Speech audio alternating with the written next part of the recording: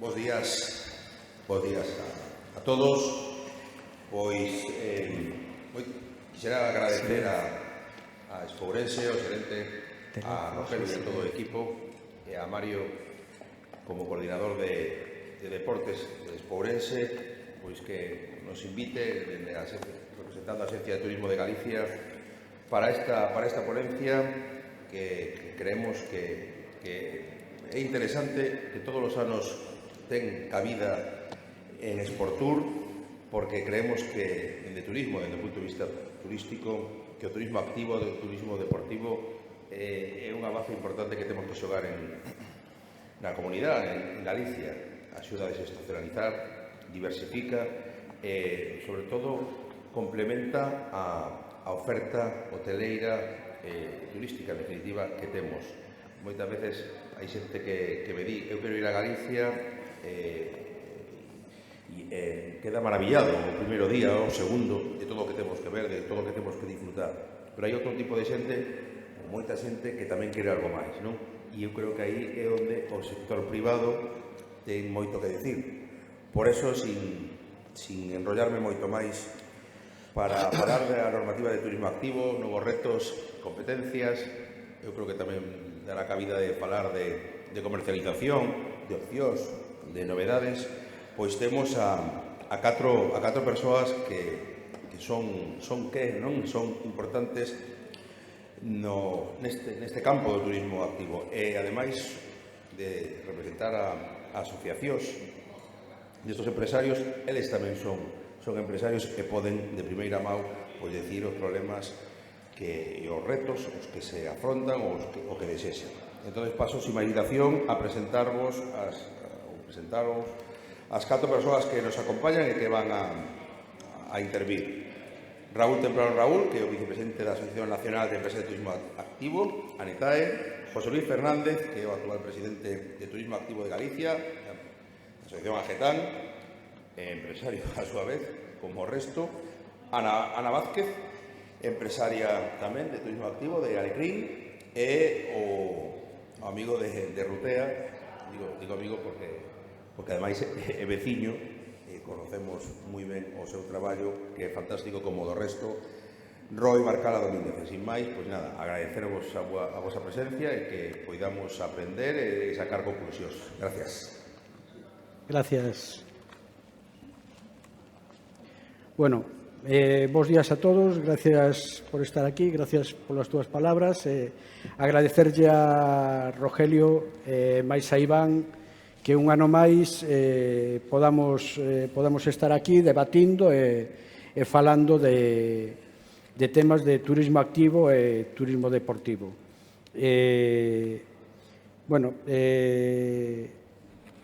Turismo activo e turismo deportivo comparten similitudes, pero tamén teñen diferencias significativas, principalmente nos enfoques e nos obxectivos. Pero vamos a ir directamente á primeira pregunta e vamos a darlle a Raúl directamente que se nos pode explicar un pouco cal é a diferencia ou as diferencias entre turismo activo e turismo deportivo. E perdona por hablarte en gallego. Nada, no me pidáis disculpas, que estáis en Galicia y tenéis que hablar en galego. Yo no puedo hacerlo porque no sé. A ver, el turismo activo y el turismo deportivo se necesitan el uno al otro.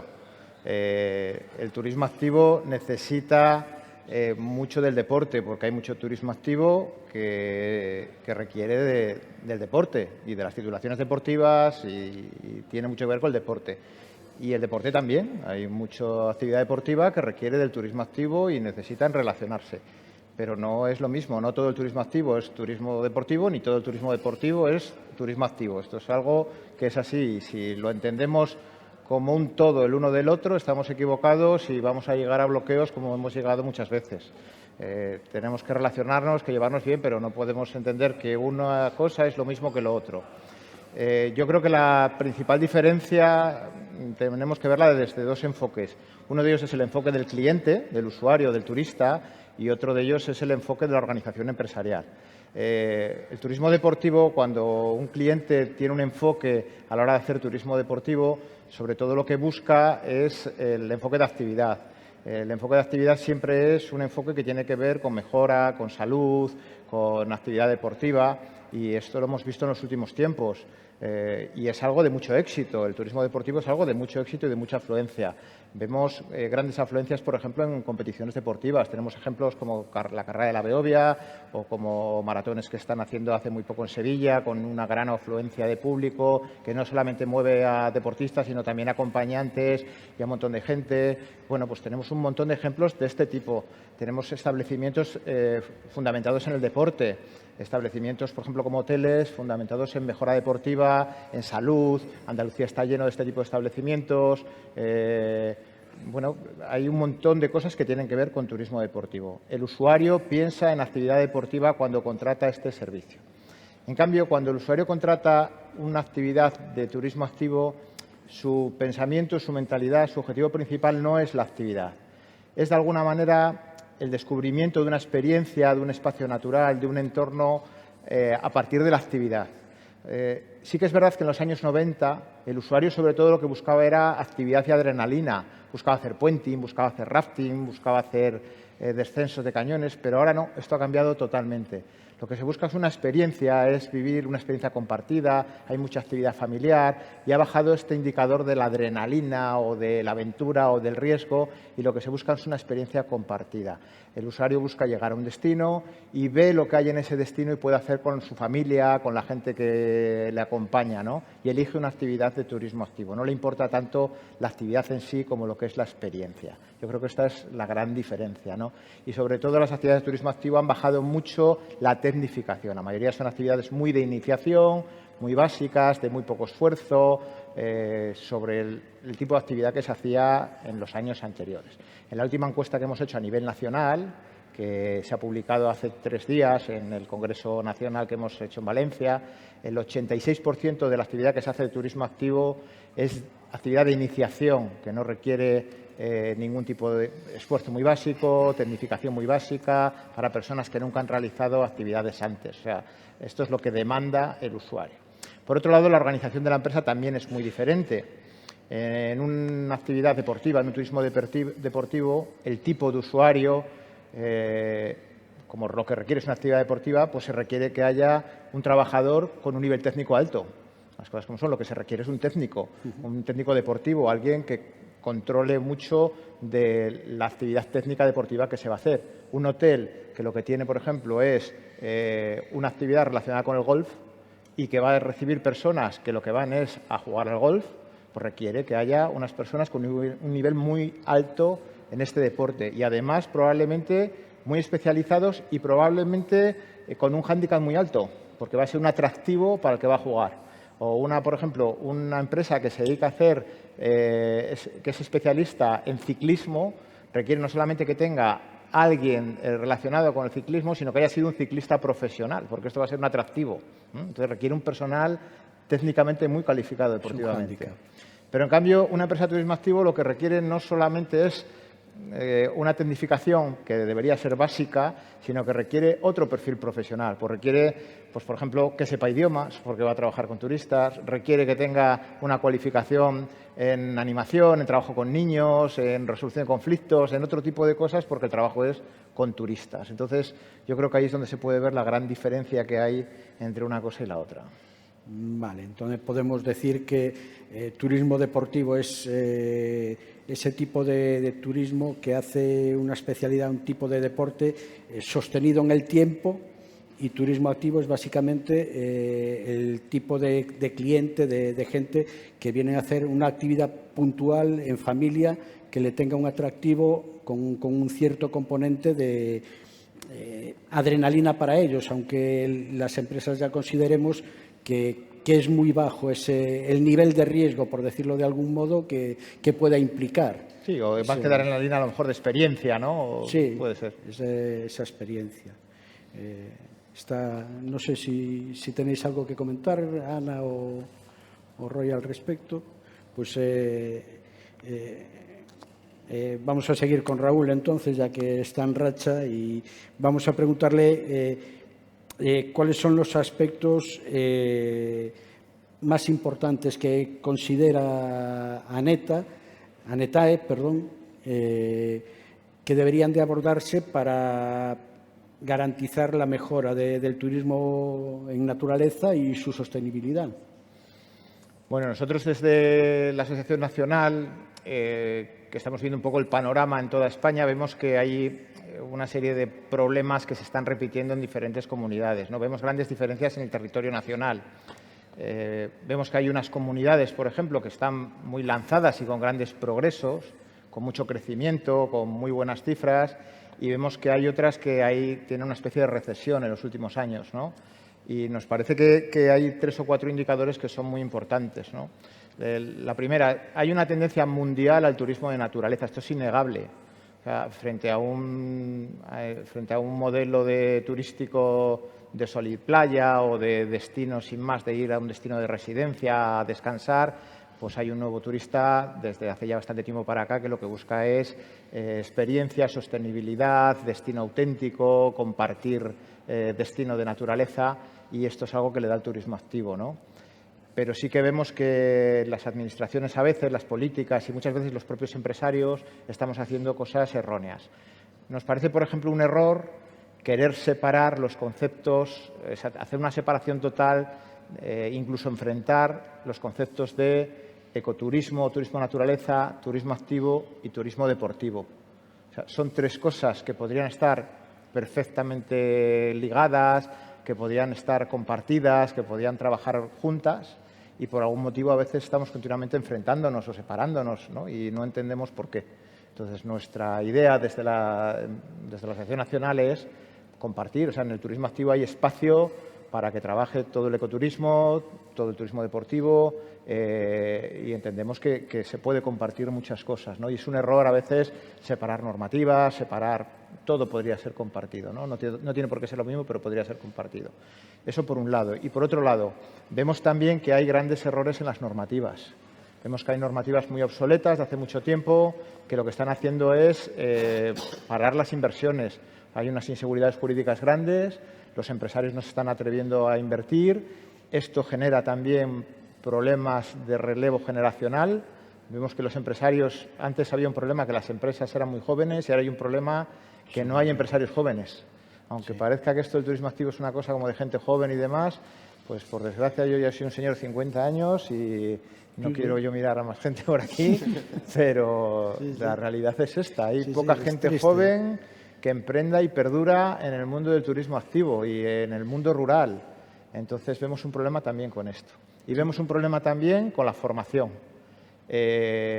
Nos estamos dando cuenta que los nuevos ciclos formativos, las formaciones de técnicos deportivos, los certificados de profesionalidad que están saliendo, la gente que sale de estos ciclos, casi muy poca gente, hemos visto que apenas un 14%, en la última investigación que hemos hecho, apenas un 14% se dedica a lo que estudia. Y hay un abandono de la profesión en los 5 siguientes años de casi el 80%. O sea, las personas que estudian un técnico deportivo o que estudian una formación profesional relacionada con el ámbito nuestro, en los siguientes 5 años abandonan la profesión en un 80%. Esto es alarmante. Esto es alarmante. Lo primero, porque no hay capacidad de regenerar la demanda de profesionales en España. Y lo segundo, porque deberíamos plantearnos si lo que se les está enseñando es una realidad de lo que tiene que ver con su profesión.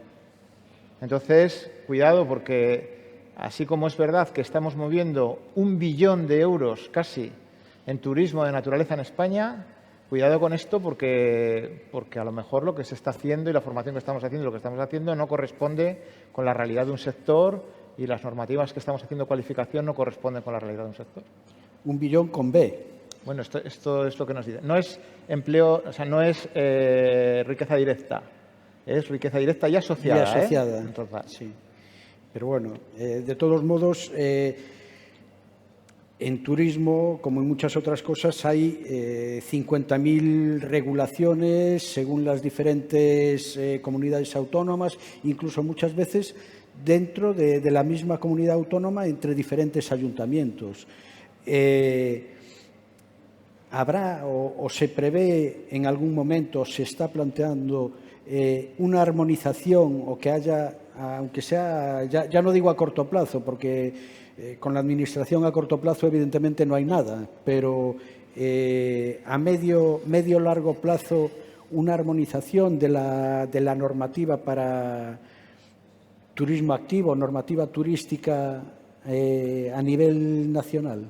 Hombre, la competencia de normativa turística la tienen las comunidades autónomas. Eso es algo constitucional. Entonces, no puede haber algo nacional para esto.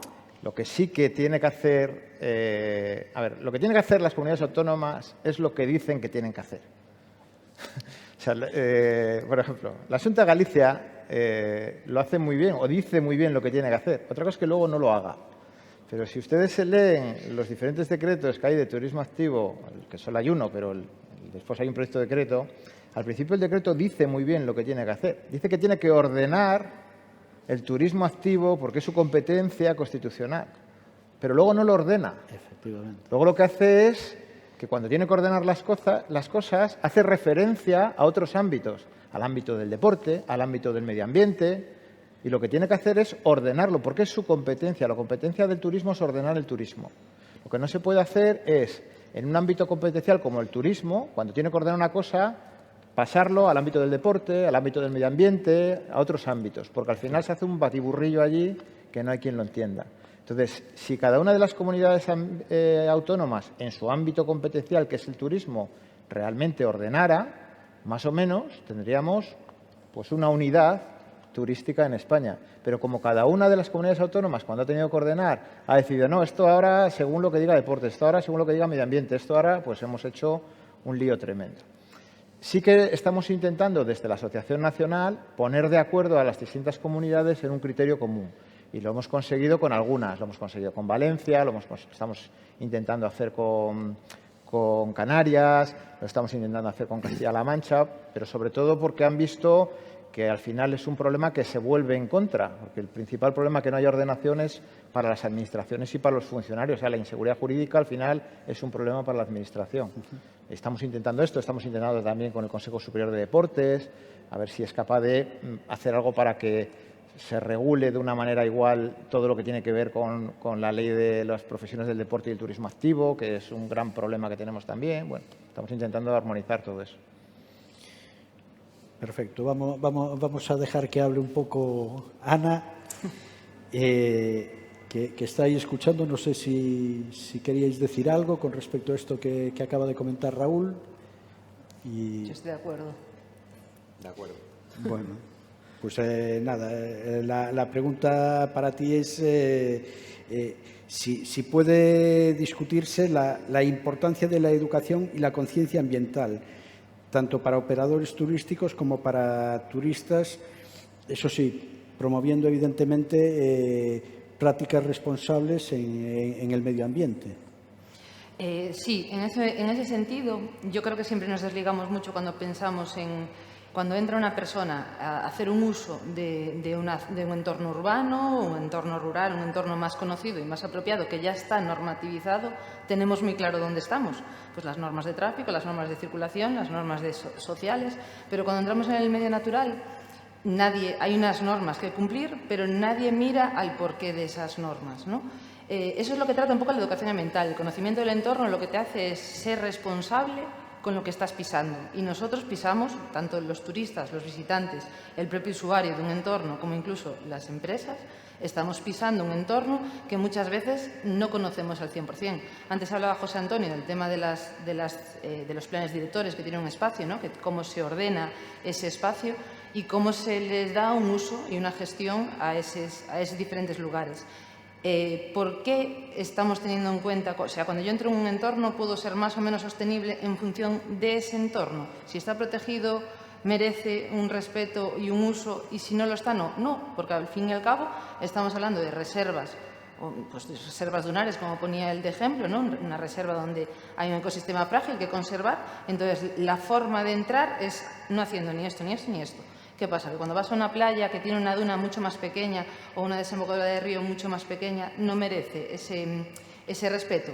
Sí, pero muchas veces lo que pasa es que no lo conocemos. Entonces, siempre tiene que ir ligado lo que es el uso adecuado, es decir, que la persona que entre no le pase nada, que la progresión sea adecuada y segura para la salud del participante, pero también, por otro lado, para la salud del propio ecosistema, porque al fin y al cabo la sostenibilidad, el pensar en si en el futuro va a seguir ahí esa planta, ese animal o el propio ecosistema que estamos tocando y que estamos usando y disfrutando, tiene que venir porque yo conozco y sé por qué soy un problema para el propio entorno. O sea, si las dunas son ecosistemas muy frágiles, ¿por qué?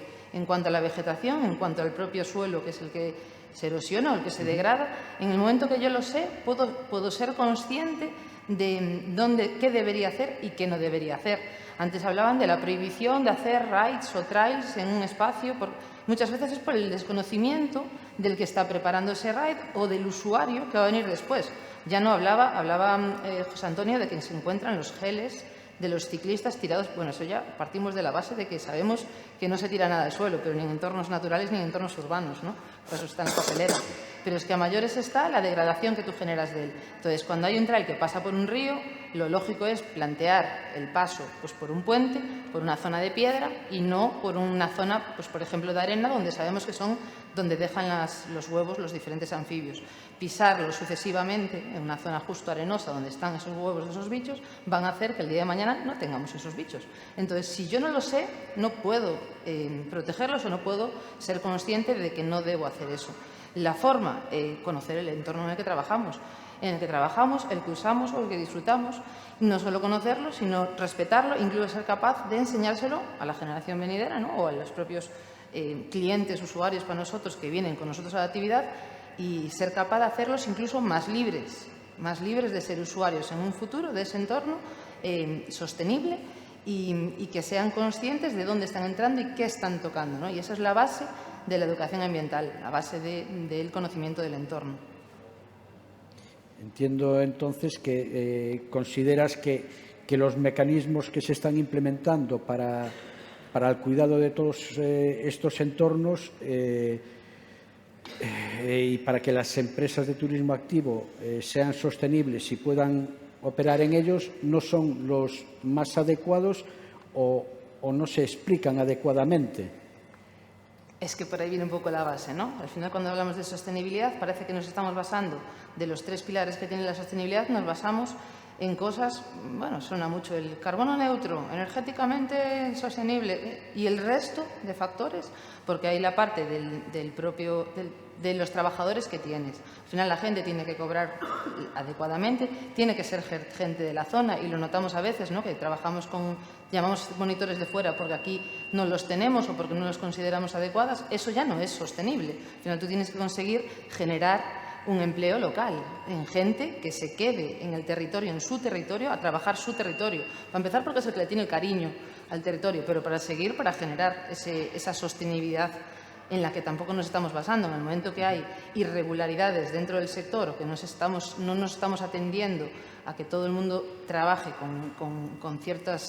con nóminas adecuadas, que existan esas nóminas y demás, que serían los no sostenibles, nos estamos alejando de esa propia sostenibilidad, incluso del propio entorno, porque muchas veces quien regula tampoco sabe qué significa. Nos pasa muchísimo, ¿no? Desde la asociación a veces tenemos reuniones con aquel que está regulando. Antes hablaba de la escalada en la Serra de Enciña de Lastra. Estaba hablando de la escalada con cuerda, es decir, de la deportiva y de la clásica. Pero no se estaba planteando el boulder. ¿Por qué? Porque no lo conoce. Claro. Entonces, al final, cuando estamos entrando en ciertas actividades o ciertos usos que a veces desconocemos, no se pueden regular de la misma manera. No podemos regular igual un barranco en el Eume que un barranco en el Courel. Y dirás, pero es que el Eume está protegido. Ya, pero es que el Courel tiene unas especies metidas dentro de ese barranco que también necesitan mención. Y no es por la protección del espacio, sino por qué voy a hacer, qué objetivos tiene esa actividad. Y incluso con la capacidad de carga que tiene ese espacio. No puedes pisotear igual una zona que otra. Y los mismos que lo están regulando no lo conocen, no conocen la actividad. Entonces no la regulan de la manera adecuada. Con lo cual, la parte de la sostenibilidad empresarial se está perdiendo por en su totalidad. Claro, ahí probablemente deberíamos de entonar un poco el mea culpa, porque no somos capaces de transmitirle al técnico o a la administración que tiene que conservar eso, darnos las autorizaciones para poder trabajar en esas zonas, de transmitirle el cuidado o la sensibilidad que tenemos con esas zonas y que realmente se pueden hacer cosas sin dañarlas. Ahí yo creo que tenemos un trabajo bastante complejo, porque también hay muchas administraciones que no quieren escuchar, o sea, simplemente tienen el no por norma directamente sin saber de qué se trata. Pero bueno, tú, sin ir más lejos, ¿cómo tratarías de equilibrar un poco el medio ambiente con el turismo activo, con la sostenibilidad? Eres bastante polifacética en todos los aspectos de este tema, desde senderismo, educadora ambiental y todo este tema de formaciones. Eres formadora, entre otras cosas. ¿Cómo tratarías si ves factible? Si no lo ves, pues directamente no lo ves, pero ¿hay alguna posibilidad? Sí, y para mí volvemos a lo mismo, parte de la base de la ecuación ambiental, de conocimiento de qué estoy haciendo. En ese sentido, que se hablaba del problema de los que salen, ¿no?, de los titulados que salen, de los profesionales que salen, de cómo vienen, para mí uno de los problemas más grandes es la parte en las propias titulaciones que coge este tema. ¿Qué es lo que estoy pisando? Voy a hacer barranquismo, pero ¿qué valores hay en ese barranco? Voy a hacer escalada. ¿Qué valores tiene esa piedra? ¿Qué plantas hay asociadas a esos puntos tan concretos? Muchas veces no lo saben. Es que yo me tengo encontrado con técnicos que salen, muchas veces por falta de interés por su parte, ¿no?, pero que no saben diferenciar una hoja de un árbol, de un carballo, de una piedra, no, les da igual. ¿Les da igual? No, es su entorno, es su punto de trabajo. Entonces, en el momento que ya desde la base, desde que nosotros estamos formando personal que debería conocer ese entorno y no lo conoce, ya empezamos mal. Seguimos hablando de la Administración, vuelvo a la pregunta anterior, Administración que no sabe qué deportes, qué actividades, qué usos le estamos dando al propio entorno. A nosotros nos meten a todas las actividades, cuando se hace una actividad educativa con un colegio donde el fin claro de la actividad es la divulgación ambiental, nos meten como prueba deportiva. Error, es un error de base de parte de la Administración. Y después está el error del propio usuario, que muchas veces no sabe qué hay ahí o qué es lo que está tocando. Entonces, la solución viene por conjugar todo esto, por tener en presente que son muchos los puntos que hay que tocar, no es solo uno ni solo dos, son todos aunados y trabajando un poco en equipo. Pero la base está por el ser conscientes de la necesidad de ello. Si no vamos a cambiar de base ya la formación que tienen estos profesionales, ya puede empezar mal. Yo en las formaciones siempre intenté dar un enfoque. Ese enfoque, aparte, te permite muchísimas cosas, porque tú en el momento que entras en un medio natural, la parte de la seguridad viene también por la parte del conocimiento del entorno. Puedes conocerlo, un entorno, por su porosidad. La porosidad del suelo se ve perfectamente por el color. El color del suelo nos dice qué cantidad de materia orgánica tiene. Entonces, la cantidad de materia orgánica también nos dice cuánta agua puede absorber. Con lo cual, ¿qué sabes? ¿Cuánto patina o cuánto no patina ese barrizal? Puede ser por experiencia, puede ser porque alguien te lo explique. Entonces, al final, vemos como la seguridad y el conocimiento del entorno está más ligado. Cuanto más sepas, más seguro va a ser tu progresión. Obviamente, no solo por la línea natural, también hay que saber otro tipo de progresiones que son más externas, se pueden trabajar más en el aula, pero hay que salir. Al final, nuestro medio de trabajo es el medio natural, no es un aula. Entonces, tienen que salir y tienen que saber qué están pisando. Evidentemente, digamos, el medio natural es nuestra oficina. Y como nuestra oficina consideramos que debe estar limpia, cuidada y ordenada para que en un futuro pueda continuar ahí. O sea, la inmensa mayoría de las empresas, no habrá de todo, pero nos preocupamos en tener todo ese entorno limpio para poder funcionar y poder trabajar. Muchas veces, evidentemente, lo que tú dices, tenemos un desconocimiento a lo mejor de un tipo de fauna, un tipo de flora que hay en el entorno y no somos conscientes hasta que alguien llegue y nos dice, oye, que tenéis que tener cuidado con esto, y a partir de ahí ya miramos de otro modo. Pero bueno, sí es así. De todos modos, vamos a charlar con Roy también un poco. Roy es especialista en senderismo y es máster en gestión medioambiental, tiene una empresa que se dedica a actividades y la pregunta es obvia. ¿Cómo influye el turismo activo en el desarrollo de los territorios? Sobre todo en zonas rurales y en lo que ahora de moda se llama la España vaciada, que no hay nada y en Galicia de momento no está empezando a llenarse. Hay otras comunidades que el turismo activo sí ha traído población. Aragón, si no me equivoco, Raúl, es un ejemplo de ello. Y zonas de Pirineos también. En Galicia, ¿cómo ves que el desarrollo? Bueno, yo siempre cuando se hablan de estas cosas me gusta sacar una frase muy utilizada, seguro que todos la escuchasteis alguna vez, y es no se cuida lo que no se valora, y para valorarlo primero hay que conocerlo, supongo que la escuchasteis alguna vez. Yo hace algún tiempo, también en una charla en la Universidad de Vigo, lanzamos una pregunta al público, ¿no? Y entonces le preguntamos, ¿sabéis cuántos parques naturales hay en la provincia de Ourense? ¿Sabéis cuántas reservas de la biosfera hay en la provincia de Ourense? ¿Cuántos monumentos naturales, paisajes protegidos? El tema de parques naturales, pues había como 200 personas, no sé si os dije, algunos lo sabía.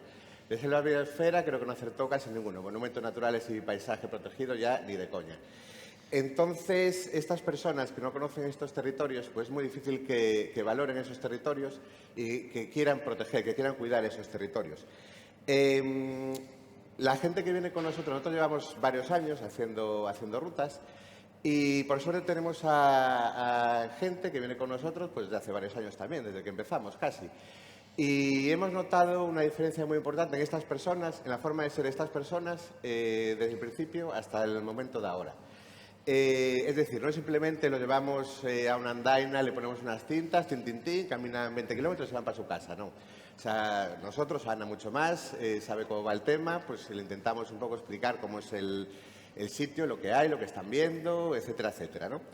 Estas personas, como os digo, han cambiado esas personas como en sí, en sus hábitos de consumo, vemos cómo han cambiado ese hábito de transporte, vemos cómo se preocupan muchísimo más cuando ven, por ejemplo, en la televisión una noticia de que ha habido un incendio en algún sitio o de que hay un impacto ambiental en otro sitio, se preocupan muchísimo más, incluso van a ayudar a esos sitios, personas que a lo mejor hace 5 años ni se les pasaría por la cabeza.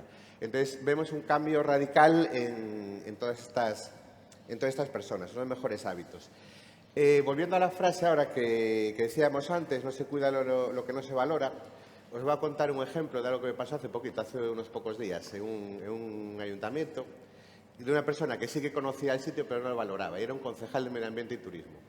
Entonces, nosotros íbamos a pasar un fin de semana allí, en un hotel, era un grupo de 30 personas, íbamos a dormir allí, a cenar allí, a comprar bocadillos, a beber cervezas, los senderistas bebemos muchas cervezas, etcétera, ¿no? Entonces, llamé al concejal de Medio Ambiente y Turismo para comentarle que íbamos a ir y tal. ¿Qué rutas vais a hacer? Vamos a hacer la ruta de tal. Ahí no hay nada que ver. ¿Eso qué? Hay un bosque, hay un río, no hay nada que ver. Ahí que vas a ver. Pero hombre, la gente lo que quiere precisamente viene a este sitio porque lo que quiere, vive en una ciudad la mayoría, lo que quieren es ver un bosque y ver un río y que ver lo que hay allí, vamos. Aí non hai nada que ver. Temos agora aquí unha ruta preciosa que habilitamos un lavadoiro. Ir a ver esa, que mellor. Ir a ver esa, que fixemos unha obra aí preciosa. Estuve 30 minutos hablando con el señor, intentando razonar con él. Me consta que el del hotel también le llamó. Y nada, al final, porque le decíamos nosotros, vamos mucho, por ejemplo, a la zona del Caurel, que nos gusta mucho, vamos 5 o 6 veces al año. El Caurel es un souto gigante, non hai nada que ver. No Caurel non hai nada que ver. Yo, madre mía. Y al final le explicamos, mire eso, porque él decía, los senderistas, esto es xente que vai comer un bocadillo, fai a ruta e marcha para a súa casa. Le expliqué, mira, somos 30 personas, durmiendo 2 noches en un hotel, cenando las 2 noches, comprando bocadillos, bebiendo cervezas, tal. Creo que vamos a dejar un buen dinero y no somos nosotros solos, porque hay otras agencias que también hacen lo mismo, hay otros grupos de amigos que también hacen lo mismo, y se habla con el paisano del hotel, le va a decir que están constantemente viniendo parejas, grupos de amigos y tal, a hacer esta ruta que usted dice que no la va a cuidar más porque no hay nada que ver, que vienen para hacer eso y están dejando mucho dinero en su concello. Creo que al final entró en razón, porque creo que el hotel hizo una llamadita también al tío diciendo cómo se te ocurre. Y al final llegamos y de hecho la ruta estaba impecable, la que íbamos a hacer, que el día anterior la había arreglado, porque yo creo que el señor había entrado un poco en razón. Pero bueno, que es un ejemplo también de que la gente muchas veces no aprecia lo que tiene ni cree que lo que tiene es un valor que puede atraer a turistas y puede atraer mucho dinerito, mucho poder económico para la zona. Fijar población, que personas jóvenes o no tan jóvenes pues se puedan quedar allí, monten sus empresas, etcétera, etcétera. Creo que muchas veces a lo mejor alguien, no sé quién, debería decidir más en que fuesen conscientes ellos mismos de lo que tienen. Bueno, evidentemente en Galicia no solemos valorar lo que tenemos, o sea, por norma general, o sea, tenemos Muchas veces se ve que no. paisajes, entornos impresionantes y tienen que venir de fuera a decirnos lo que Pero tenemos. bueno, es algo que se puede cambiar, que es lo bueno. Que ves, Sí, lo que decíamos de la gente, que llegó gente que venía a hacer la típica, una ruta guay con un mirador por una foto para Instagram. Y ahora esa gente conoce muchísimas cosas, está súper concienciada con muchas cosas y bueno, cambiaron totalmente. Evidentemente, aparte, bueno, el hombre este tampoco era consciente de que 80 personas llaman a otras 80 o más, o sea, es... pero bueno, suele... Para un hotel de rural gallego en temporada baja, tener 4 o 5 fines de semana con 30 personas con gente, llenándolo cada uno, sí, pues sí, es una ayuda muy importante, la eso, verdad. vamos. La siguiente pregunta es muy clara. ¿Cómo impactaron en el turismo activo o el turismo en general el tema de las redes sociales? Que lo que están haciendo, ya han hecho es cambiar su función, entre comillas, inicial, que era mostrar entornos, pasar entornos, cómo ha cambiado a prácticamente ser transmisores de las actividades y que, bueno, prácticamente todo el mundo organice y haga por su cuenta. Pues a ver, las redes sociales cambiaron todo, reventaron todo. Las redes sociales fueron muy buenas para nosotros porque son una forma estupenda de darnos a conocer, de llegar a más gente, de que saquemos una actividad, pues mucha más gente pueda conocerla y pueda apuntarse. Es una forma estupenda de contactar para nosotros, es una forma estupenda para que todos los tipos de entidades, asociaciones, clubes particulares, etcétera, se den a conocer tanto como nosotros. Son entidades, muchas de ellas nuevas, otras muchas, que están de siempre, tenían una función en la sociedad. Esta función, en mi opinión, ahora mismo, pues algunas de ellas están sobrepasándola, digamos. Bueno, va a ser nosotros, para organizar una actividad, sabéis que tenemos que tener una licencia, seguro de accidentes, seguro de responsabilidad civil para las actividades, seguro de responsabilidad civil para la agencia de viajes, seguro de caución, pagamos autónomos, pagamos sueldos, pagamos IVA, pagamos IRPF, etcétera, etcétera, etcétera, etcétera. Manolo, el que tiene una página de Facebook, no paga nada. No paga nada, la administración no tiene un control sobre él porque seguramente no sabe ni que existe. No hay ningún control fiscal sobre él, no hay ningún control de ningún tipo sobre él. ¿Cuál es el problema? Manolo y yo tenemos el mismo público objetivo. Es decir, la gente que va con Manolo va conmigo también, la gente tiene mucho cariño a Manolo, con Manolo se lo pasa muy bien, conmigo también. El problema es ese, que Manolo incluso puede que tenga alguna subvención de un concello, en teoría, para hacer una actividad en su concello, lo que sea tal, pero Manolo se dedica a hacer lo mismo que yo y a llevarse a la gente a subir el Mustallar, a los Ancares. Así, obviamente, es muy difícil competir, porque yo imagínate que cobro 10 euros por una actividad, de ahí más de la mitad son impuestos y gastos. Manolo, los 10 euros son todos para él. Yo tendría que cobrar más de 10 euros, pero si Manolo cobra 10, yo no puedo cobrar 20, porque a mí no me va a venir nadie, porque con Manolo la gente se lo pasa muy bien. A mí me llegó a pasar el caso, por ejemplo, imagínate, yo pongo una actividad, 12 euros, me llama una persona. Y esta actividad, ¿este precio por qué es? Bueno, pues el precio de los seguros, del IVA, del trabajo de los guías, tal. Pues yo el otro día estuve en una que por 5 euros hasta me dieron de comer. Entonces, pues, como comprenderéis, es muy complicado competir con eso. El problema es que nuestro mercado, el mercado, por ejemplo, el mío propio y de gente que conozco yo, quitando el verano, que sí tenemos algo de turismo exterior, nuestro mercado es el 80% mercado interno, gente de Coruña, de Vigo, de Pontevedra, de Orense, de Lugo. Y entonces sí que para la gente que viene de fuera es más complicado que trabajen con una asociación de este tipo, pero para nosotros estamos 10 meses al año compitiendo directamente el fin de semana. Yo saco una actividad, la asociación de no sé dónde saca otra actividad, el club de no sé dónde saca otra actividad, y es así todos los fines de semana. Entonces, en mi caso, pues mira, más o menos, yo muchos años, tengo un grupo hecho de gente que es afín, más o menos voy tirando, pero una cosa que comentaba él antes, solo el 17% creo que dijiste de las personas que estudian acaban trabajando 14 aproximadamente, ¿no? Eso es también porque el mercado está roto completamente. Es decir, yo si ahora me saco el técnico deportivo y quiero ponerme a emprender y montar una actividad, el mercado está roto completamente. No es un mercado justo, equitativo, es un mercado que tienes que competir con muchísimas entidades que no están a tu mismo nivel en cuanto a requisitos que tienes que cumplir. De todas formas, eso es lo que os digo. Más o menos yo intento no pensar en esto, intento tirar de lo mío como puedo más o menos, pero de todas formas son inevitables que de vez en cuando haya algún conflicto no buscado con este tipo de entidades. Les voy a poner dos ejemplos. Un ejemplo es una entidad de la provincia de Orense, una asociación, que cuando se nos ocurre ir a la zona donde trabajan ellos, salen los caminos a insultarnos. Esto pasa, me pasó a mí personalmente. Y otro caso es otra asociación de la provincia de Orense que nos prohibieron hace unas semanas hacer una ruta de senderismo. Nos lo prohibieron ellos, la asociación. ¿Por qué?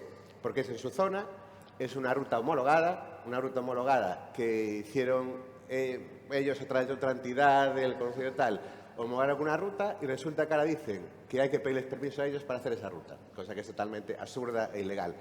Y entonces yo creo que es tal el nivel de impunidad y de seguridad que se ve en ellos ahora mismo que hasta son capaces de llamarme a mí a una empresa que tenía ya a la agenda apuntada, tuve que llamarlos a todos, pues llamaron unos días antes, o sea, no 3 días antes o así.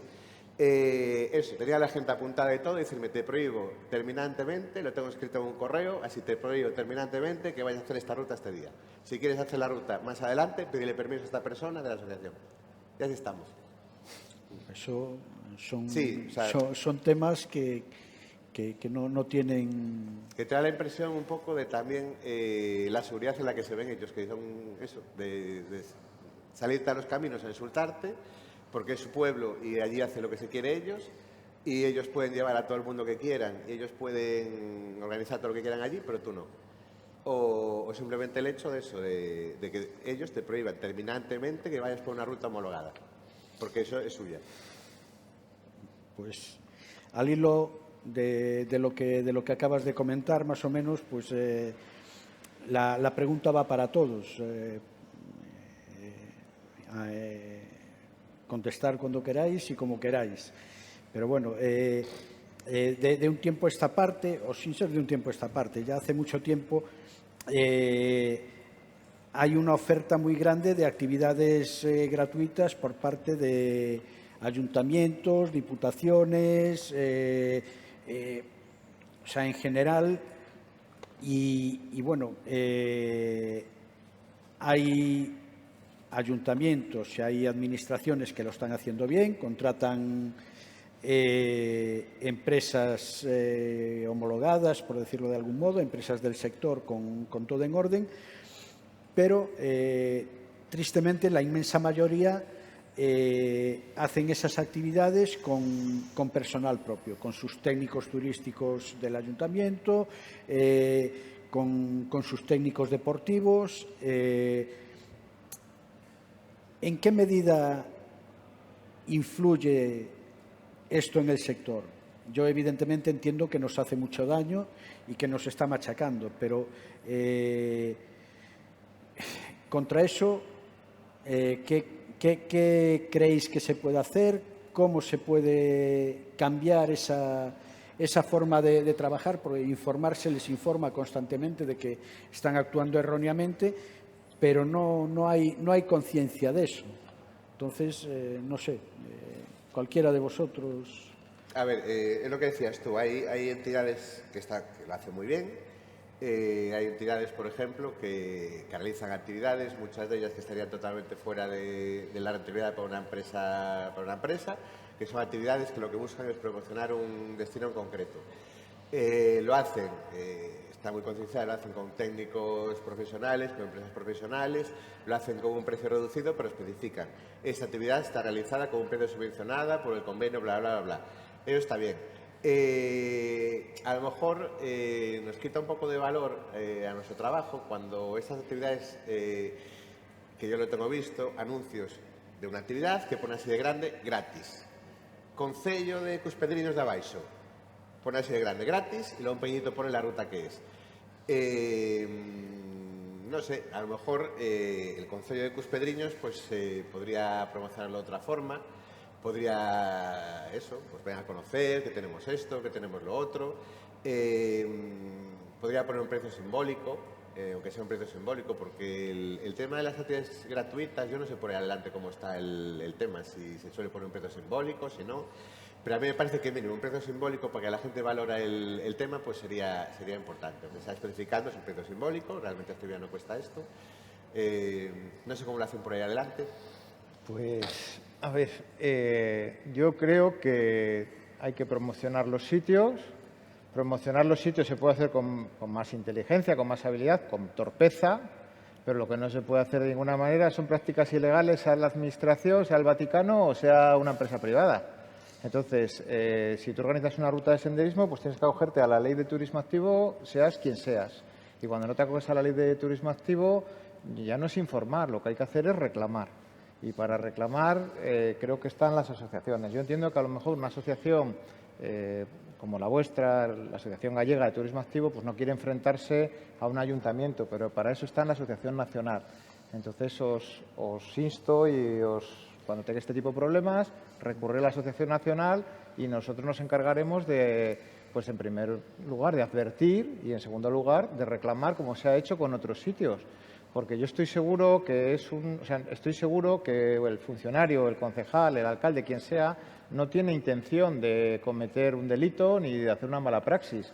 Será que no está informado, porque evidentemente nadie se va a jugar su puesto de trabajo o acabar en un juzgado por una mala práctica. Entonces no estará informado y ya está, se le informa, se le asesora y lo hace correctamente.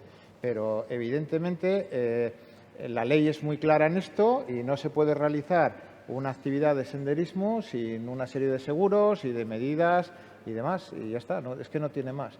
Y esto que tú que comentas de que te amenazan con no ir a un sitio, pues eso es una práctica mafiosa y que a mí me suena a película de Nueva York, de la época de... Yo tengo un correo que además tuvo la de los torpeza años de enviármelo 70. por escrito, Eso sería totalmente denunciable. Entonces, si tú no lo puedes hacer porque yo entiendo que es una cosa que sería, pues recurre a tu asociación o a quien sea, pero vamos, eso no dejéis que pase eso, porque es que estas cosas al final lo que hacen es que acaban con el turismo activo. Claro. Es que es verdad. O sea, una asociación es una entidad sin ánimo de lucro que lo que tiene que hacer es promocionar unos objetivos sociales, un destino, pero no tiene que hacer este tipo de cosas. No tiene que hacer este tipo de cosas. Entonces eso hay que perseguirlo, que limitarlo, porque nos cargamos el turismo activo. Al final, ¿por qué toda la gente que sale de un instituto y que ha hecho una formación profesional y un guía de turismo activo no encuentra trabajo? Pues porque no lo hay, porque hay 4 empresas de turismo activo y porque el resto son asociaciones sin ánimo de lucro, que el que va genera un dinero negro que mueve de una manera no ordinaria, que bueno, pues este tipo de cosas. Entonces, ¿no? Pues tendremos que pensar dónde está todo esto, ¿no? Bueno, yo pienso que lo que dices tú, que mucha gente clubes, asociaciones, entidades públicas, lo hacen con toda la buena intención del mundo, con desconocimiento. Que los hay, por supuesto, que saben lo que están haciendo y tal, pero estoy convencido de que la mayoría de ellos... yo estoy seguro que lo hacen con toda la buena intención del mundo, voy a llevar a esta gente a hacer una ruta porque me apetece que lo conozcan y tal, pero bueno, dentro de todo esto estaría bien que conociesen cómo es la normativa y dentro de todo esto pues habrá los que no lo hacen con toda la buena intención del mundo. Eso... Tenéis muy buena fe los dos, me parece a mí. Yo quiero pensar que nadie tiene dolo, ni intencionalidad delictiva, ni intencionalidad de beneficio en esto. Por eso, lo primero que hay que hacer, que nosotros desde la Asociación Nacional, lo primero que hacemos es informar de lo que están haciendo, no está bien, y de la forma que tienen de hacerlo bien. Pero esto pasa a nivel deportivo federativo.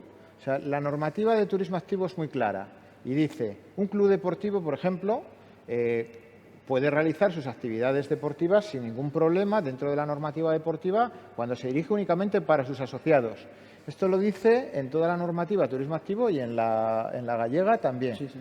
Eso no hay ningún problema. Pero en el momento en el club deportivo dice ruta de senderismo, socios 10, no socios 15, pues ahí hay que ir y decirle, usted tiene que cumplir toda la normativa de turismo activo. Toda. Pero el problema en este caso también, lo de los socios, es que ahora mismo lo que está haciendo todas es hacer socios de un día o, Bien, perfecto. o directamente te apuntas a una ruta y con eso automáticamente, a lo mejor sin que se entere Perfecto, el cliente, perfecto. Pero estás haciendo socio. entonces en la publicidad no puede poner socios 10, no socios 15. Sí, pero al final a lo mejor no pone nada, pero simplemente Sí, pero quiero apuntarme, vale, apunta como socio a este también. Pero si lo pone... O sea, al final es muy fácil saltarse la... Sí, pero si lo pone... Si lo pones, peor. Si lo pone es que lo hay, porque esa es la base para argumentar una demanda. Se lo digo porque nosotros, por ejemplo, con esa base hemos dado 140 altas en Castilla y León de clubes deportivos. Porque es así, es que o sea, la ley es igual para todos. Bueno, yo sé que últimamente con lo que ha sucedido en España, alguien puede decir, la ley no es igual para todos. En pequeñas cosas, en estas cosas ordinarias, sí, la ley yo creo que es igual para todos, es verdad. Entonces, si hay una norma, es igual para todos. Y esto es así. Entonces, un club deportivo, una asociación, cualquier persona tiene que cumplir la normativa, la de turismo activo y la de deportes. Y si hay una reclamación y una denuncia y se va a un juzgado, eso se hace cumplir. Y la inspección de turismo la hace cumplir. Entonces, lo que hay que hacer es ir a por esa gente que hace ese tipo de cosas, porque eso o es una falta de información o es un delito. Pero eso vuelve a ser un problema del sector. Nadie se está metiendo, entonces al final genera, volvemos a lo mismo, que los chavales les compense más, los nuevos formados, y acabar en un club deportivo, que siempre tienen la opción, o que meterse en una empresa legal. Claro, y luego también nos pasa pues que generamos este tipo de intereses, ¿no? Bueno, es que, claro, yo salgo con estos que son amigos, me gano un dinerillo, tal, pero ya estamos generando una economía sumergida, que esto no es a largo plazo, que no fija población, que ya no nos interesa. Es que eso no es una actividad empresarial. Esto no nos interesa. Sí, bueno, nosotros de todos modos tenemos casos de denuncias que al denunciado le salió a cuenta pagar la sanción y continuar ejerciendo. O sea, que les da igual. Eso entiendo que es porque las sanciones o no son acordes o la experiencia nuestra en este caso como asociación ha sido muy positiva. O sea, si se organiza bien, quiero decir a nivel de organización, no de particular. Nosotros hemos hecho campañas y las hacemos de regulación, pues por ejemplo, de competencia desleal. Y bueno, pues se coge masivamente, por ejemplo, pues eso, todo tipo de este tipo de cosas, ¿no? Que decís, asociaciones, tal, y se hace primero una campaña de información a todo el mundo, informándoles de cuál es la situación para que, oye, todo el mundo se regule. Y después se hace una campaña donde se informa y funciona muy bien. En Castilla y León, por ejemplo, creo que fue con el cambio de decreto en el 2016, pues se consiguieron 100 y pico altas entre el club deportivo y demás. Bueno, pues nosotros no queremos que a nadie le multen ni le hagan daño, lo que queremos simplemente es que la gente se regule y que todo el mundo juegue con lo que tú dices, que todo el mundo juegue con las mismas cartas. Es que estás hablando de que es gente que no paga impuestos, que no paga IVA, que no tiene a los trabajadores dados de alta. Hombre, ¿cómo es esto? Sí, no, eso es lo habitual. No sé, yo entiendo que es lo normal, ¿no? O sea, todos vemos feísimo que un camarero haga horas extras y que no se le pague y que no se le dé de alta. Todo esto lo vemos todos feísimos, ¿no? ¿Qué empresario? Ahora, que una persona esté haciendo una ruta y no se le dé de alta y está haciendo ahí horas, esto es normal, ¿no? Bueno, ¿cómo es esto? Bueno, eso es el punto de vista de cada uno, evidentemente. No puede ser. De todos modos, yo tengo claro que el todo gratis no se valora. Entonces, muchas veces ese es gratis de los ayuntamientos y de las diputaciones no se valoran y se pierden muchas veces plazas de gente para hacer las actividades porque hoy me levanto y está el día nublado y ya no voy a hacer la actividad. Como no me costó nada, pues no voy. Pero bueno, también influye un poco en la calidad de la actividad. Al hilo del tema de los trabajadores y de la profesión, Raúl, que tú estás más al tanto de todo esto, si nos puedes comentar un poco acerca de la nueva implantación de las leyes profesionales del deporte en las comunidades autónomas a nivel nacional y bueno, cómo nos afectaría a las empresas de turismo activo en este caso, que bueno, próximamente se publica la nueva ley del deporte, ¿no? Bueno, como sabéis, la ley de los profesionales del deporte son unas leyes que se han ido implantando en cada una de las comunidades autónomas. En Galicia la tenéis implantada hace años y en otras comunidades también, ¿no? Es una ley que lo que intenta es regular la profesión deportiva, o sea, decir qué perfiles profesionales tienen que trabajar, por ejemplo, en centros deportivos, pues no sé, quién tiene que entrenar en un equipo de fútbol, quién tiene que trabajar en los equipos, por ejemplo, que hacen deporte en un colegio. Bueno, el problema que ha habido en el turismo activo con esta normativa es que muchas veces se ha considerado el turismo activo como un subsector del deporte y se ha citado directamente en las leyes de profesionales del deporte el turismo activo como un subsector deportivo, Y esto ha afectado directamente al turismo activo, porque no todo el turismo activo son actividades deportivas, no todo. Sí que hay parte que lo es, la escalada, por ejemplo, pues puede ser un deporte, yo que sé, la espeleología es un deporte, el barranquismo es un deporte, el senderismo podría ser un deporte, pero no todo el turismo activo es un deporte. ¿Cuál es el tema? El tema de la ordenación de las leyes de profesionales del deporte es que, así como tiene una competencia autonómica, el desarrollo legal debería haber sido, primero, estatalmente, el Consejo Superior de Deportes desarrolla una ley a nivel nacional, la ley de profesionales del deporte que partiría de la ley del deporte, la ley del deporte se publica, a partir de ahí debería haber 6 meses para la publicación de la ley de los profesionales del deporte a nivel nacional y a partir de esa ley cada comunidad autónoma debería haber publicado la suya. Aquí no se ha hecho así. Aquí cada comunidad autónoma empezó a publicar sus leyes de la profesionalización del deporte y después de varios años de eso, el Consejo Superior del Deporte primero publica la ley del profesional del deporte, que todos la conocéis porque afectó mucho a la Liga y en este país cuando algo toca el fútbol pues es cuando se conoce, y ahora mismo estamos en negociaciones y en trámites para que se publique la ley de los profesionales del deporte. El problema que hay con la ley de cada comunidad autónoma de los profesionales del deporte es que no se puede desarrollar.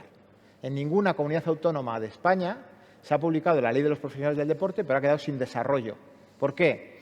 Pues porque, lo primero, se cita una serie de titulaciones que no están desarrolladas. Pues porque, por ejemplo, en el caso nuestro, pues se cita que para que trabajar en turismo activo, por ejemplo, tienes que ser técnico deportivo TD2 de no sé qué. Pero es que no hay técnicos deportivos suficientes, ni hay suficientes escuelas, ni se imparten el suficiente número de titulaciones. En muchas comunidades autónomas ni siquiera las hay. Te dice que, por ejemplo, que se realizará por orden un listado de aquellas actividades que tienen riesgo y que son necesarias tener titulación.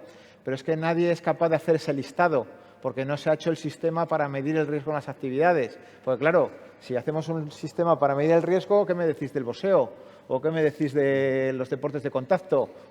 ¿Me explico? ¿Qué es más arriesgado, por ejemplo, que el fútbol de señores y señoras de 40 años? Entonces, ¿cómo se mide eso? Entonces, no han sido capaces de desarrollar las órdenes de ninguna de las leyes de los deportes de ninguna de las comunidades autónomas. Entonces, tienen un tapón, que el menor tapón es el del turismo activo. El mayor tapón es el de, por ejemplo, las federaciones de fútbol, el deporte escolar, en todos los sitios. Esto es el taponazo de la ley del deporte en España. ¿Qué es lo que se está haciendo? Se está intentando desbloquear esto desde el Consejo Superior de Deportes, con una ley que de alguna manera armonice lo de toda España. Concretamente nosotros, desde Turismo Activo, lo que hemos solicitado es que se incluya una disposición adicional que parece que va adelante, que diga textualmente que para el turismo activo serán las comunidades autónomas, concretamente dentro de las consejerías de turismo, de cultura y turismo, las que además de las titulaciones deportivas puedan consensuar otro tipo de titulaciones dentro del turismo o de otros ámbitos que cualifiquen a las personas que trabajan en el turismo, para que no solo sean las titulaciones deportivas, como hay en muchas normativas, sino que puedan ser otras para algún tipo de cualificación turística. De tal manera que, por ejemplo, para hacer senderismo, pues a lo mejor para hacer un senderismo, claro, para hacer senderismo, es que el senderismo puede ser subir a una montaña de 2000 metros, pero también puede ser dar un paseo por un bosque. ¿Por qué un biólogo no puede guiar una ruta para dar un paseo por un bosque? Explicármelo. y un técnico deportivo sí. ¿A que alguien me explica a mí esto? ¿Por qué?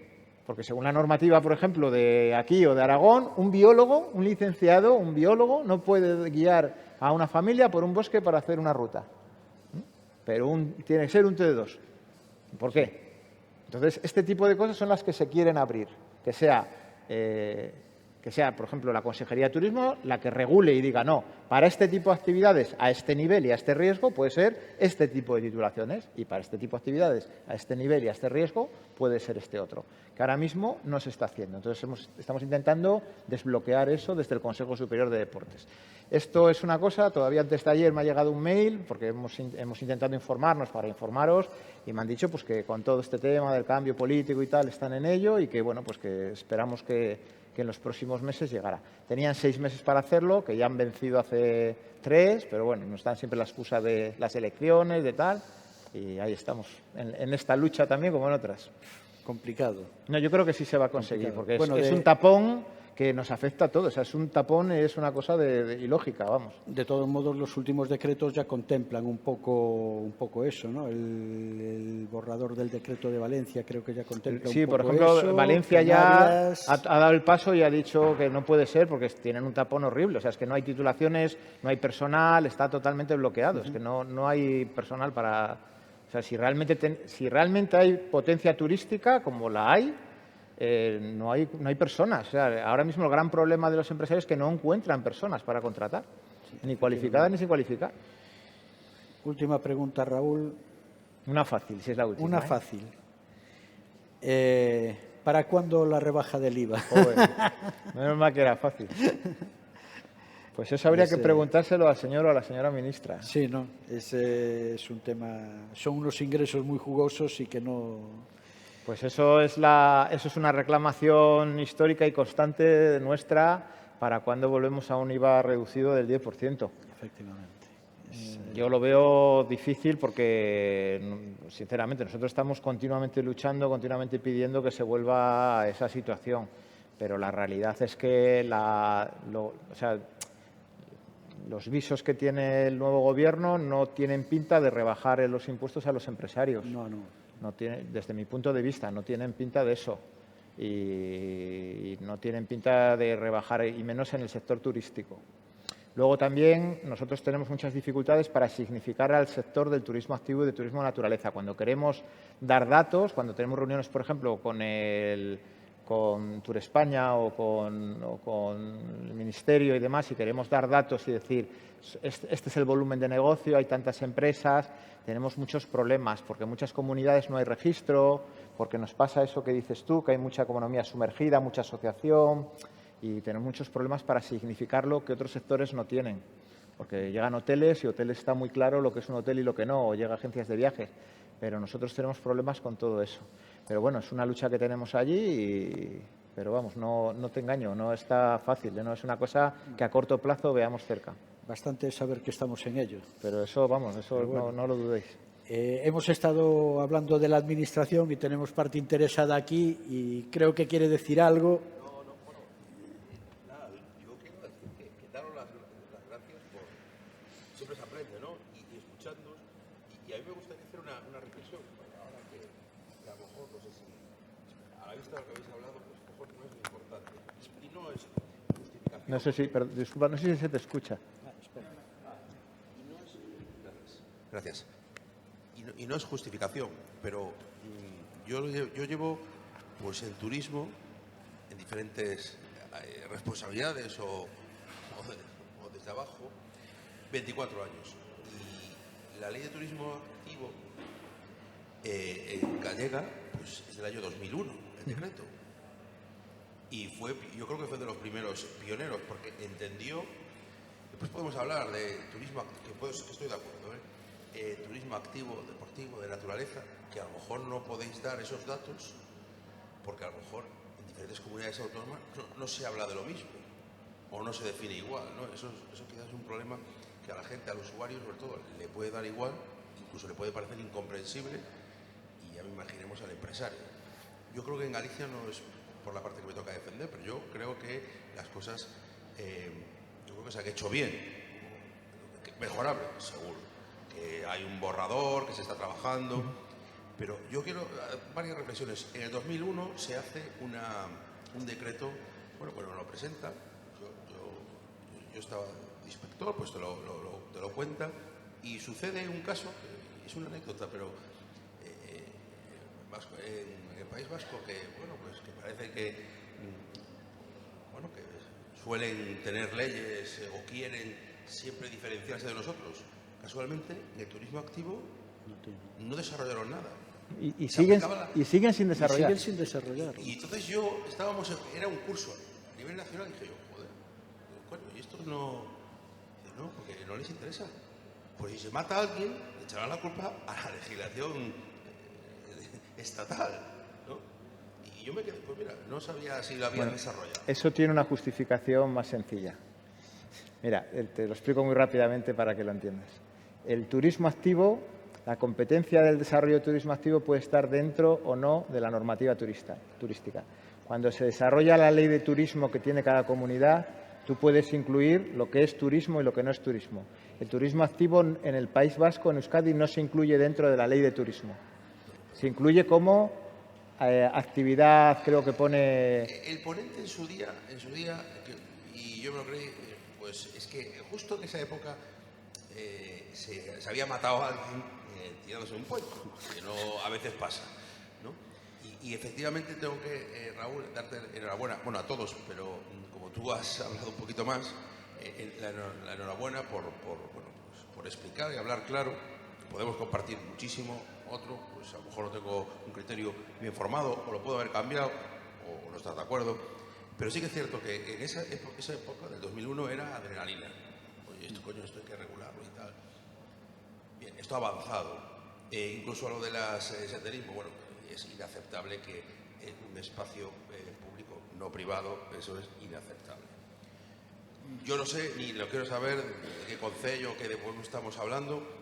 A mí me consta, por ejemplo, en la provincia de Ourense, que los ayuntamientos suelen hacer un esfuerzo muy grande por tener las cosas limpias, señalizadas. Y ahora digo señalizadas, pero es que ayer creo que estaba Manuel, el jefe provincial de deportes, conmigo, que alguien nos decía, era hablando de ciclismo, un poquito ya no pro, pero bueno, ya gente que se mueve. Dice, no, si la ruta está señalizada, yo no vengo. Coño, pero si nos cuesta un dineral, le decía al alcalde, pero si nos cuesta un dineral limpiar esto y tal. No, porque está lleno de gente. Entonces, si quiero ir por... Bueno, a ver, hay todo tipo de gente. Nosotros tenemos pues un albergue turístico, pues, una iniciativa privada que se ha especializado en gente, en turistas, pero de bicicleta. Pero no el que viene a alquilar con la familia una pachanga, ¿no? De bicicleta. No es un profesional, pero le gusta. Y le va bien, y cada uno busca eso. Las andainas, bueno, yo creo que sigue habiendo cosas, pero yo creo que, quiero pensar también en la buena fe, pues esto a lo mejor arranca, pues hace 20 años, pues que no había nada, y dice, pues vamos a dar a conocer el ayuntamiento, pues venga. Ahora, ¿que se están equivocando? Pues muchos, sí. Lo gratis no se valora. Y el primero yo, que me he apuntado alguna vez a algún curso de gaita, y como era gratis, pues una por otra, y me da vergüenza decirlo, pero es verdad. Entonces, lo gratis, eso yo creo que no es ni turismo. No es ni turismo. Otra cosa que tú des facilidades o a una persona en determinadas circunstancias, pues por supuesto. Pero lo gratis ya es que se minusvalora. Entonces, por ese lado. Después, y tampoco quiero, porque sería yo creo que para muchas horas. A mí siempre creo que se está haciendo las cosas bien, que se está con el sector escuchando, porque yo creo que la administración gallega, por lo menos la gallega, no siempre acertamos, pero escuchamos las personas que tienen responsabilidad para escuchar, lo escuchan y procuran pues plasmarlo en la legislación. Pero a mí, y esto ya es un título muy particular, siempre me ha llamado la atención pues que yo lo veía que se pusieran muy de acuerdo. Y, por ejemplo, la famosa, que a mí me era terrible, que sigue en el decreto, la referencia creo que es al Real Decreto 1993 de enseñanzas deportivas o de homologaciones de títulos. Sí. Yo ya desistí, Pero hace años, pues yo llamaba al Ministerio de Educación que me contara. Y no te homologaban nada. No había nadie, no había vida al otro lado del teléfono. No había vida al lado del otro teléfono. Entonces, bueno, que no pase lo de los socorristas, que estábamos hablando antes. Efectivamente. Aquí hemos tenido un problema muy serio. Claro. Entonces, yo no sé, ahí yo creo que también el sector o las personas que están involucrados en el turismo activo, en el deportivo, yo creo que ahí, no sé si no lo tienen muy claro o no se ponen de acuerdo, pero a mí alguien me gustaría que lo explicara. Y después, efectivamente, tampoco se puede montar, no se puede llegar a, creo yo, legislar al detalle, pero tampoco se puede matar moscas con cañonazos. Es decir, para hacer una andaina o una ruta de senderismo por el río Barbaña, no me pidas que sea técnico deportivo de alta montaña, raquetas de nieve, porque claro, es que entonces no va a haber. Claro. Y nada más, yo no quiero daros las gracias por asistir, aunque no me corresponda a mí, es por ese. En lo personal ha sido enriquecedor y que no es por...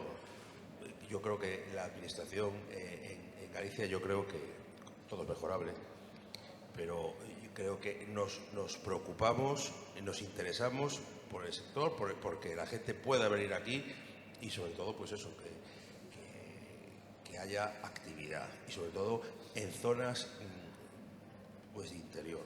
Por eso que animo aquí hay gente, digamos que de la casa, de la provincia, animo a que se hagan cosas aquí en el interior. Y nada, y eso, y gracias. Pues, nada, la comunicación con la Administración de unos años a esta parte está siendo muy buena, la verdad, con muy buena disposición, y ahí sí que tenemos que agradecerlo. Bueno, no sé si los que queréis hacer alguna pregunta.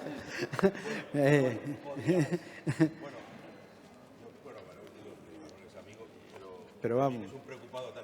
Pero bueno, si no, ahora cuando agradecerle a Raúl que ha venido de León, a Ana, a Roy y a ti, por supuesto, la presencia aquí, y a Expourense y a Mario por la organización de esto, y nos veremos para el año. Muchas gracias. Gracias.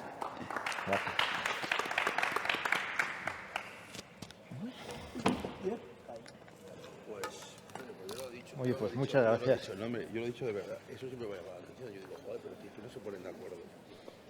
Yo estoy seguro. Lo que sí, mira, es que me habéis hecho cambiar alguna cosa. La administración tenéis toda la buena fe, y lo hacéis lo mejor que podéis. No, pero yo te digo, yo por ejemplo, mira, ahora he oído argumentos de lo contrario. Yo, esto repito, esto es a nivel mío particular, ¿no? Y yo, joder, cuando me preguntan, yo